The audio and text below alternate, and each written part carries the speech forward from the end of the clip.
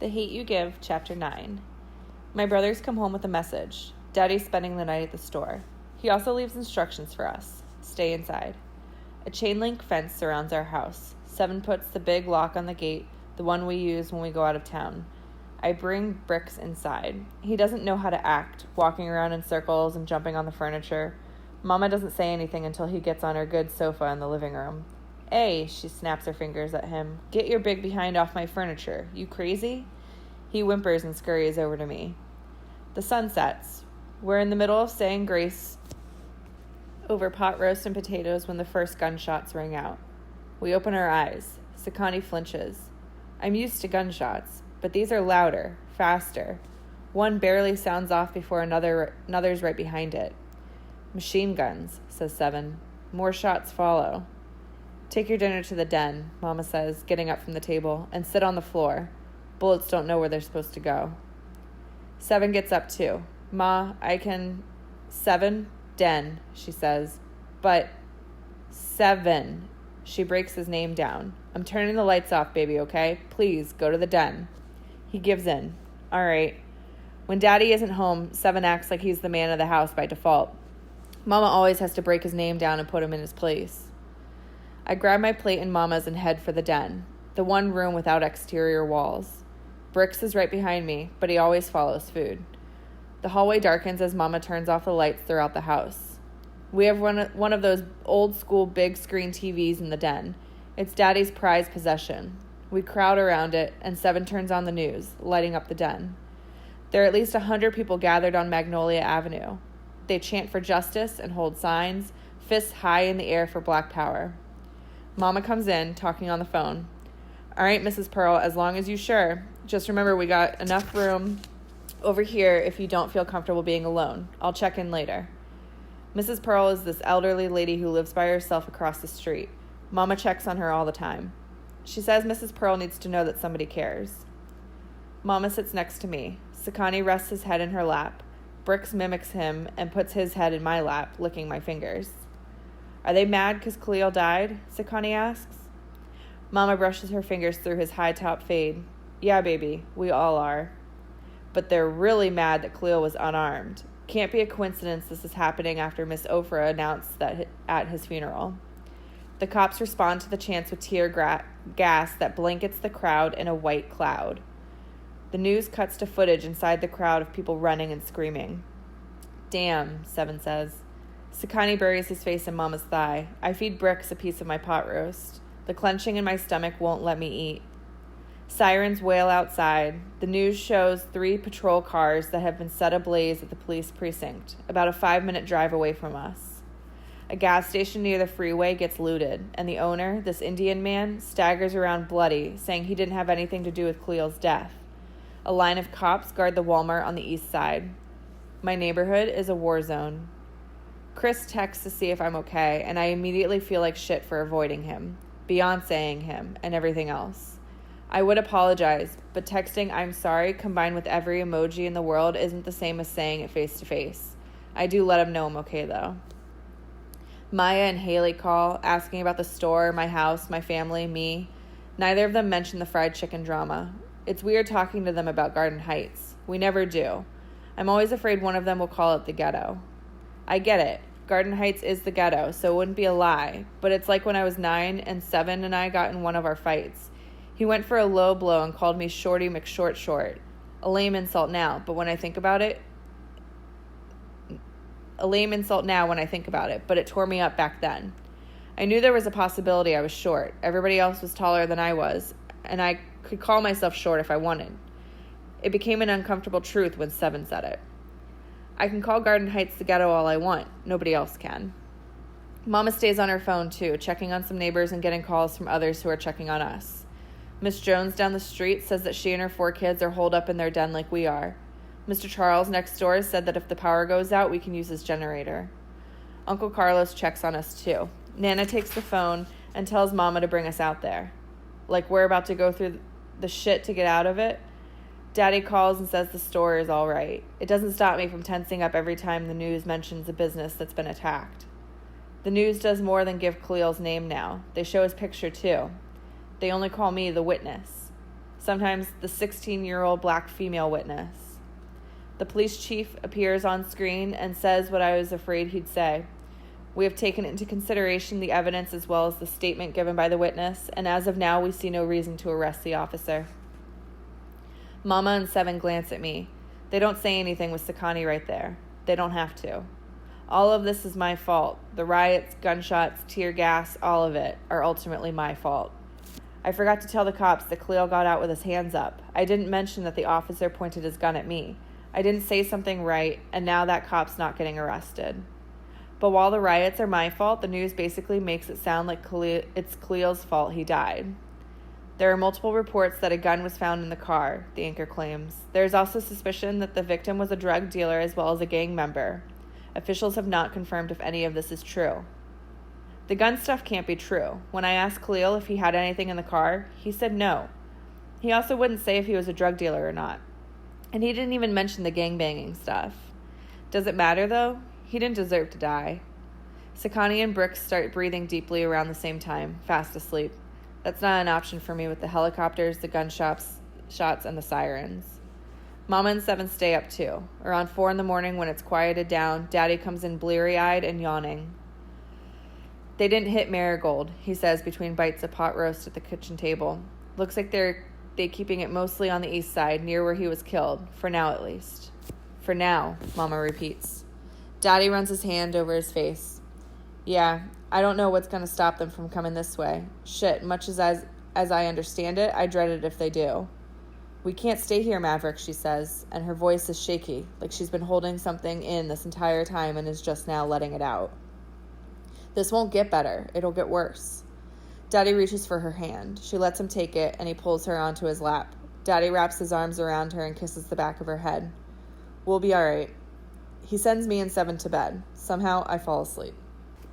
Natasha runs into the store again. Star, come on. Her braids have dirt in them, and her once fat cheeks are sunken. Blood soaks through her clothes. I step back. She runs up to me and grabs my hand. Hers feels icy like it did in her coffin. Come on, she tugs at me. Come on.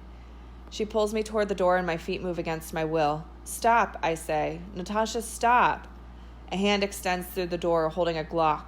Bang. I jolt awake. Seven bangs his fist against my door. He doesn't text normal and he doesn't wake people up normal either. We're leaving in 10. My heart beats against my chest like it's trying to get out. You're fine, I remind myself. It's Seven's stupid butt. Leaving for what? I ask him. Basketball at the park. It's the last Saturday of the month, right? Isn't that what we always do? But the riots and stuff. Like Pop said, that stuff happened on the east. We're good over here. Plus the news said it's quiet this morning. What if somebody knows I'm the witness? What if they know that it's my fault the cop hasn't been arrested? What if we come across some cops and they know who I am? It'll be all right, Seven says, like he read my mind. I promise. Now get your lazy butt up so I can kill you on the court. If it's possible to be a sweet asshole, that's Seven. I get out of bed and put on my basketball shorts, the LeBron jersey, and my 13s like Jordan wore before he left the Bulls. I comb my hair into a ponytail. Seven waits for me at the front door, spinning the basketball between his hands. I snatch it from him. Like you know what to do with it. We'll see about that. I holler to let Mama and Daddy know we'll be back later and leave. At first, Garden Heights looks the same, but a couple of blocks away, at least 5 police cars speed by. Smoke lingers in the air, making everything look hazy. It stinks, too. We make it to Rose Park. Some king lords sit in a gray Escalade across the street, and a younger one's on the park merry-go-round. Long as we don't bother them, they won't bother us. Rose Park occupies a whole block, and a tall chain-link fence surrounds it. I'm not sure what it's protecting. The graffiti on the basketball court, the rusting playground equipment, the benches that way too many babies have been made on, or the liquor bottles, cigarette butts, and trash that litter the grass. We're right near the basketball courts, but the entrance to the park is on the other side of the block. I toss the ball to Seven and climb the fence. I used to jump down from the top, but one fall and a sprained ankle stopped me from doing that again. When I get over the fence, Seven tosses the ball to me and climbs. Khalil, Natasha, and I used to take a shortcut through the park after school. We'd run up the slides, spin on the merry-go-round till we were dizzy, and try to swing higher than one another. I try to forget all that as I check the ball to Seven. First to 30, 40, he says, knowing damn well he'll be lucky if he gets 20 points. He can't play ball just like Daddy can't play ball. As if to prove it, Seven dribbles using the palm of his hand. You're supposed to use your fingertips. Then this fool shoots for a 3. The ball bounces off the rim. Of course. I grab it and look at him. Weak. You knew that shit wasn't going in. Whatever. Play the damn game. 5 minutes in and I have 10 points to his 2, and I basically gave him those. I fake left, make a quick right and a smooth crossover, and go for the 3. That baby goes in nicely. This girl's got game. Seven makes a tee with his hands. He pants harder than I do, and I'm the one who used to have asthma. Timeout. Water break. I wipe my forehead with my arm. The sun glares on the court already. How about we call it? Hell no. I got some game in me. I gotta get my angles right. Angles? This is ball, Seven, not selfies. Hey, yo, some boy calls. We turn around and my breath catches. Shit. There are 2 of them. They look 13, 14 years old and are wearing green Celtics jerseys. Garden disciples, no doubt. They cross the courts, coming straight for us. The tallest one steps to Seven. You kinging? I can't even take this fool seriously. His voice squeaks. Daddy says there is a trick to telling OGs from young Gs besides their age. OGs don't start stuff. They finish it. Young Gs always start stuff. Nah, I'm neutral, Seven says. Ain't King your daddy? The shorter one asks.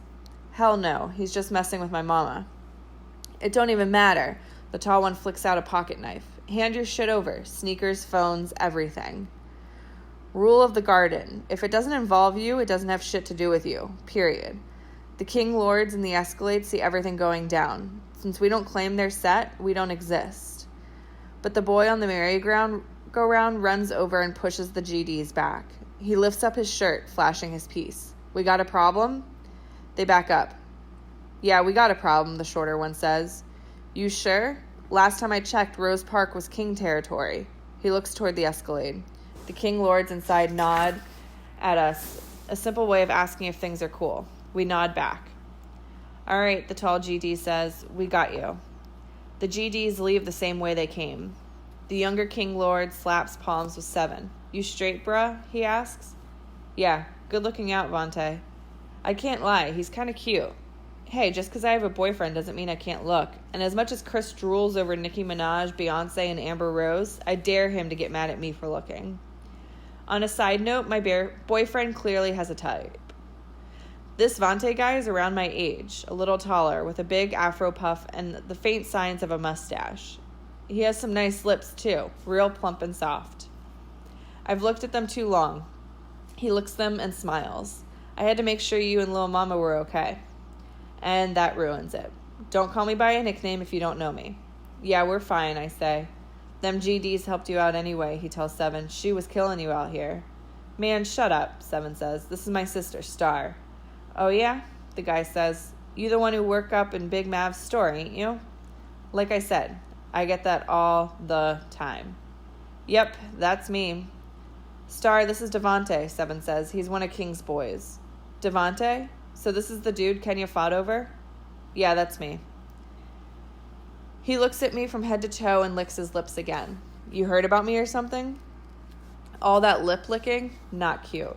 Yeah, I've heard about you, and you may want to get some chapstick if your lips are that dry, since you're licking them so much. Damn, it's like that?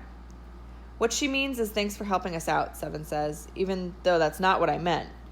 We appreciate it. It's all good. Them fools running around here because the riot's happening on their side. It's too hot for them over there. What you doing in the park this early anyway? Seven asks. He shoves his hands in his pockets and shrugs. Post it up. You know how it goes. He's a D-boy. Damn, Kenya really knows how to pick them. Anytime drug-dealing gangbangers are your type, you've got serious issues. Well, King is her daddy. I heard about your brother, Seven says. I'm sorry, man. Dalvin was a cool kid. Cool dude. Devontae kicks at a pebble on the court. Thanks. Mom's taking it real hard. That's why I'm here. Had to get out of the house. Dalvin? Devontae? I tilt my head.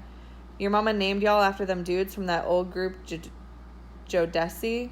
I only know because my parents love them some Jodeci. Yeah, so? It was just a question. You don't have to have an attitude. A white Tahoe screeches to a stop on the other side of the fence. Daddy's Tahoe. His window rolls down. He's in a wife beater and pillow marks zigzag across his face. I pray he doesn't get out because knowing Daddy, his legs are ashy and he's wearing Nike flip-flops with socks. What the hell y'all thinking leaving the house without telling nobody, he yells. The King Lords across the street bust out laughing. Devontae coughs into his fist like he wants to laugh too. Seven and I look at everything but Daddy. Oh, y'all want to act like y'all don't hear me? Answer me when I'm talking to you. The King Lords howl with laughter. Pops, we just came to play ball, Seven says. I don't care. All this shit going on and y'all leave? Get in this truck. God damn, I say under my breath. Always gotta act a fool. What you say? He barks. The King Lords howl louder. I want to disappear. Nothing, I say. Nah, it was something. Tell you what, don't climb the fence. Go around to the entrance, and I bet not beat y'all there. He drives off. Shit. I grab my ball, and Seven and I haul ass across the park. The last time I ran this fast, Coach was making us do suicides. We get to the entrance as Daddy pulls up. I climb in the back of the truck, and Seven's dumb butt gets in the passenger seat. Daddy drives off.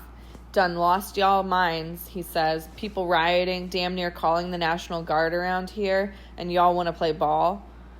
Why you have to embarrass us like that? Seven snaps. I'm so glad I'm in the back seat. Daddy turns towards Seven, not even looking at the road, and growls, You ain't too old. Seven stares ahead. Steam is just about coming off him. Daddy looks at the road again. Got some goddamn nerve talking to me like that because some King Lords were laughing at you. What, you kinging now? Seven doesn't respond. I'm talking to you, boy. No, sir, he bites out. So why you care what they think? You want to be a man so damn bad, but men don't care what nobody thinks. He pulls into our driveway. Not even halfway up the walkway, I see Mama through the screen on the door in her nightgown, her arms folded and her bare foot tapping. Get in this house, she shouts. She paces the living room as we come in. The question isn't if she'll explode, but when. Seven and I sink onto her good sofa. Where were y'all? She asks. And you better not lie. The basketball court, I mumble, staring at my J's. Mama leans down close to me and puts her hand on her ear. What was that? I didn't hear you good. Speak up, girl, Daddy says. The basketball court, I repeat louder. The basketball court. Mama straightens up and laughs. She said the basketball court. Her laughter stops, and her voice gets louder with each word. I'm walking around here worried out of my mind, and y'all at the damn basketball court. Somebody giggles in the hallway. Sakani, go to your room, Mama says without looking that way. His feet thump hurriedly down the hall. I hollered and told y'all we were leaving, I said. Oh, she hollered, Daddy mocks. Did you hear anybody holler, baby? 'Cause I didn't. Mama sucks her teeth. Neither did I. She can wake us up and to ask for some money, but she can't wake us up to tell us she's going in a war zone. It's my fault, Seven says. I wanted to get her out of the house and do something normal. Baby, there's no such thing as normal right now, says Mama. You see what's been happening, and y'all were crazy enough to go out there like that? Dumb enough is more like it, Daddy adds. I keep my eyes on my shoes. Hand over your phones, Mama says. What? I shriek. That's not fair. I hollered and told y'all. Star Amara, she says through her teeth. Since my first name is only one syllable, she has to throw my middle name in there to break it down. If you don't hand me that phone, I swear to God. I open my mouth, but she goes, Say something else. I dare you. Say something else. I'll take all them Jordans, too. This is some bullshit. For real. Daddy watches us, her attack dog, waiting for us to make a wrong move. That's how they work. Mama does the first round, and if it's not successful, Daddy goes for the KO. And you never want Daddy to go for the KO. Seven and I hand her our phones. I thought so, she says, and passes them to Daddy. Since y'all want normal so much, go get your stuff. We're going to Carlos's for the day. Nah, not him. Daddy motions Seven to get up. He going to the store with me. Mama looks at me and jerks her head toward the hall. Go. I ought to make you take a shower, smelling like outside. As I'm leaving, she hollers, and don't get any skimpy stuff to wear to Carlos's either. Ooh, she gets on my nerves. See, Chris lives down the street from Uncle Carlos. I'm glad she didn't say any more in front of Daddy, though. Bricks meets me at my bedroom door. He jumps up on my legs and tries to lick my face. I had about 40 shoe boxes stacked in a corner, and he knocked all of them over. I scratched behind his ears. Clumsy dog. I would take him with us, but they don't allow pits in Uncle Carlos's neighborhood. He settles on my bed and watches me pack. I only really need my swimsuit and some sandals, but Mama could decide to stay out there the whole weekend because of the riots. I pack a couple of outfits and get my school backpack. I throw each backpack over his shoulder. Come on, Bricks. He follows me to his spot in the backyard, and I hook him up to his chain.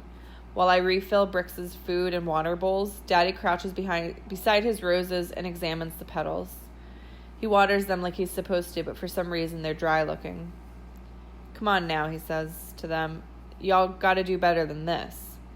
Mama and Sakani wait for me in her Camry. I end up in the passenger seat. It's childish, but I don't want to sit this close to her right now. Unfortunately, it's either sit next to her or sit next to Sir Farts a Lot Sakani. I'm staring straight ahead, and out the corner of my eye I see her looking at me. She makes the sound like she's about to speak, but her words decide to come out as a sigh. Good. I don't want to talk to her either. I'm being petty as hell and don't even care. We head for the freeway, passing the Cedar Grove projects where we used to live. We get to Magnolia Avenue, the business street in Garden Heights where most of the businesses are located. Usually on Saturday mornings, guys around the neighborhood have their cars on display, cruising up and down the street and racing each other. Today the street's blocked off. A crowd marches down the middle of it. They're holding signs and posters of Khalil's face and are chanting, "Justice for Khalil." I should be out there with them, but I can't join that march, knowing I'm one of the reasons they're protesting. You know none of this is your fault, right? Mama asks. How in the world did she do that? I know. I mean it, baby. It's not. You did everything right. But sometimes right's not good enough, huh? She takes my hand, and despite my annoyance, I let her. It's the closest thing I get to an answer for a while. Saturday morning traffic on the freeway moves smoothly compared to weekday traffic. Sakani puts his headphones on and plays with his tablet. Some 90s R&B songs play on the radio, and Mama sings along under her breath. When she really gets into it, she attempts all kinds of runs and goes, "Yes, girl, yes." Out of nowhere, she says, "You weren't breathing when you were born." My first time hearing that. For real? Uh-huh. I was 18 when I had you, still a baby myself, but I thought I was grown. Wouldn't admit to anybody that I was scared to death. Your Nana thought that there was no way in hell I could be a good parent. Not Wild Lisa. I was determined to prove her wrong. I stopped drinking and smoking, went to all of my appointments, ate right, took my vitamins, the whole nine. Shoot, I even played Mozart on some headphones and put them on my belly. We see what good that was. You didn't finish a month of piano lessons. I laugh. Sorry. It's okay. Like I was saying, I did everything right. I remember being in that delivery room, and when they pulled you out, I waited for you to cry, but you didn't. Everybody ran around, and your father and I kept asking what was wrong. Finally, the nurse said you weren't breathing. I freaked out. Your daddy couldn't calm me down. He was barely calm himself. After the longest minute of my life, you cried. I think I cried harder than you, though. I knew I did something wrong, but one of the worst nurses took my hand. Mama grabs my hand again, looked me in the eye, and said, "Sometimes you can do everything right and things will still go wrong. The key is to never stop doing right." She holds my hand the rest of the drive. I used to think the sun shone brighter out here in Uncle Carlos's neighborhood, but today it really does. There's no smoke lingering and the air is fresher. All the houses have 2 stories. Kids play on the sidewalks and in the big yards. There are lemonade stands, garage sales, and a lot of joggers. Even with all that's going on, it's real quiet. We pass Maya's house a few streets over from Uncle Carlos's. I would text her to see if I could come over, but I don't have my phone. You can't visit your little friend today, Mama says, reading my mind once a freaking again. You're grounded.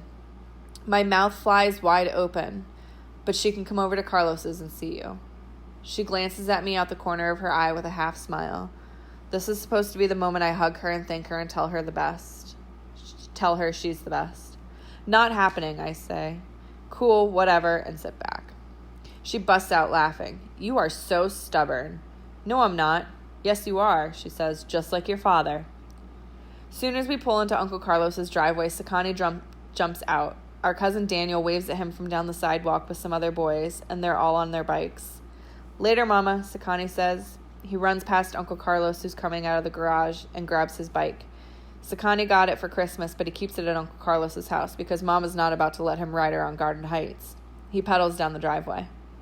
Mama hops out and calls after him. Don't go too far. I get out and Uncle Carlos meets me with a perfect Uncle Carlos hug. Not too tight, but so firm that it tells me how much he loves me in a few seconds. He kisses the top of my head twice and asks, "How are you doing, baby girl?" "Okay," I sniff. Smoke's in the air. The good kind, though. You barbecuing? Just heated the grill up. Gonna throw some burgers and chicken on for lunch. I hope we don't end up with food poisoning, Mama teases. Ah, look who's trying to be a comedian, he says. You'll be eating your words and everything I cook, baby sis, because I'm about to throw down. Food Network doesn't have anything on me. And he pops his collar. Lord, he's so corny sometimes. Aunt Pam tends to the grill on the patio. My little cousin Ava sucks her thumb and hugs Aunt Pam's leg. The second she sees me, she comes running. Star! Star! Her ponytails fly as she runs, and she launches herself into my arms. I swing her around, getting a whole lot of giggles out of her. How's my favorite 3-year-old in the whole wide world doing? Good. She sticks her wrinkly, wet thumb back in her mouth. Hey, Auntie Lily. Hey, baby. You been good? Ava nods too much. No way she's been that good. Aunt Pam lets Uncle Carlos handle the grill and greets Mama with a hug. She has dark brown skin and big curly hair. Nana likes her because she comes from a good family. Her mom is an attorney and her dad is the first black chief of surgery at the same hospital where Aunt Pam works as a surgeon. Real life Huxtables, I swear. I put Ava down and Aunt Pam hugs me extra tight. How are you doing, sweetie? Okay. She says she understands, but nobody really does. Nana comes bursting out the back door with her arms outstretched. My girls! That's the first sign something's up. She hugs me and Mama kisses our cheeks. Nana never kisses us, and she never lets us kiss her. She says she doesn't know where our mouths have been. She frames my face with her hands, talking about, thank the Lord, he spared your life, hallelujah. So many alarms go off in my head. Not that she wouldn't be all happy that the Lord spared my life, but this isn't Nana. At all. She takes me and Mama by her wrists and pulls us toward the poolside loungers. Y'all come over here and talk to me. But I was going to talk to Pam. Nana looks at Mama and hisses through gritted teeth. Shut the hell up and sit down and talk to me, God damn it. Now that's Nana. She sits back in a lounger and fans herself all dramatically. She's a retired theater teacher, so she does everything dramatically. Mama and I share a lounger and sit on the side of it. What's wrong? Mama asks. When, she begins, but plasters on a fake smile when Ava waddles over with her baby doll and a comb. Ava hands both to me and goes to play with some of her other toys. I comb the doll's hair. That girl has me trained. Doesn't have to say anything, and I do it. Once Ava's out of earshot, Nana says, when y'all taking me back to my house? What happened? Mama asks. Keep your damn voice down. Ironically, she's not keeping hers down. Yesterday morning, I took some catfish out for dinner. Was going to fry it up with some hush puppies, fries, the whole nine. I left to run some errands. What kind of errands? I ask for the hell of it. Nana cuts me the look, and it's like seeing Mama in 30 years. With a few wrinkles and gray hairs she missed when coloring her hair. She'd whoop my behind for saying that. I'm grown, little girl, she says. Don't ask me what I do. Anyway, I come home, and that heifer done covered my catfish in some cornflakes and baked it. Cornflakes, I say, parting the doll's hair. Yes, talking about it's healthier that way. If I want to eat healthy, I eat a salad. Mama covers her mouth, and the edges of her lips are turned up. I thought you and Pam got along. We did, until she messed with my food. Now, I've dealt with a lot of things since I've been here, but that, she holds up a finger, is taking it too damn far. I'd rather live with you and that ex-con than deal with this. Mama stands and kisses Nana's forehead. You'll be all right. Nana waves her off. When Mama leaves, she looks at me. You okay, little girl? Carlos told me you were in the car with that boy when he was killed. Yes, ma'am, I'm okay. Good. And if you're not, you will be. We're strong like that. I nod, but I don't believe it. At least not about myself. The doorbell rings up front. I say, I'll get it, and put Ava's doll down and go inside. Crap. Chris is on the other side of the door. I want to apologize to him, but damn it, I need time to prepare. Weird, though. He's pacing, the same way he does when we study for tests or before a big game. He's afraid to talk to me. I open the door and lean against the frame. Hey. He smiles, and despite everything, I smile too. I was washing one of my dad's cars and saw you guys pull up, he says. That explains his tank top, flip-flops, and shorts. Are you okay? I know you said you were in your text, but I wanted to be sure. I'm okay, I say. Your dad's store didn't get hit, did it? He asks. Nope. Good. Staring in silence. He sighs. Look, if this is about the condom stuff, I'll never buy one again. Never? Well, only when you want me to, he quickly adds, which doesn't have to be anytime soon. Matter of fact, you don't ever have to sleep with me or kiss me. Hell, if you don't want me to touch you, Chris, I say, my hands up to get him to slow down, and I'm fighting a laugh. It's okay. I know what you mean. Okay. Another round of staring and silence. I'm sorry, actually, I tell him, shifting my weight from foot to foot, for giving you the silent treatment. It wasn't about the condom. Oh. His eyebrows meet. Then what was it about? I sigh. I don't feel like talking about it. So you can be mad at me, but you can't even tell me why? It has nothing to do with you. Yeah, it does if you're giving me the silent treatment, he says. You wouldn't understand. Maybe you should let me determine that myself, he says. Here I am, calling you, texting you, everything, and you can't tell me why you're ignoring me? That's kind of shitty, Star. I give him this look, and I have a strong feeling I look like Mama and Nana right now with their I know you didn't just say that glare. I told you, you wouldn't understand, so drop it. No, he folds his arms. I came all the way down here. All the way? Bruh, all what way? Down the street? Garden Heights stars all up in my voice right now. Yeah, down the street, he says, and guess what? I didn't have to do that, but I did. And you can't even tell me what's going on? You're white, okay? I yell. You're white. Silence. I'm white, he says, like he's just hearing that for the first time. What the fuck's that got to do with anything? Everything. You're white. I'm black. You're rich. I'm not. That doesn't matter, he says. I don't care about that kind of stuff, Star. I care about you. That kind of stuff is part of me. Okay, and it's no big deal. God, seriously? This is what you're pissed about? This is why you're giving me the silent treatment? I stare at him, and I know. I'm straight up, looking like Lisa Janae Carter. My mouth is slightly open like hers when I or my brothers get smart, as she calls it. I've pulled my chin back a little, and my eyebrows are raised. Shit, my hand's even on my hip. Chris takes a small step back, just like my brothers and I do. It doesn't make sense to me, okay? That's all. So like I said, you don't understand, do you? Bam. If I'm acting like my mom, this is one of her see, I told you moments. No, I guess I don't, he says. Another round of silence. Chris puts his hands in his pockets. Maybe you can help me understand? I don't know. But I do know that not having you in my life is worse than not making beats or playing basketball. And you know how much I love making beats and playing basketball, Star. I smirk. You call that a line? He bites his bottom lip and shrugs. I laugh. He does too. Bad line, huh? He asks. Awful. We go silent again, but it's the type of silence I don't mind. He puts his hand out for mine. I still don't know if I'm betraying who I am by dating Chris, but I've missed him so much it hurts. Mama thinks coming to Uncle Carlos's house is normal, but Chris is the kind of normal I really want. The normal where I don't have to choose which Star to be. The normal where nobody tells you how sorry they are or talks about Khalil the drug dealer. Just normal. That's why I can't tell Chris I'm the witness. I take his hand and everything suddenly feels right. No flinching and no flashbacks. Come on, I say. Uncle Carlos should have the burgers ready. We go into the backyard hand in hand. He's smiling, and surprisingly, I am too.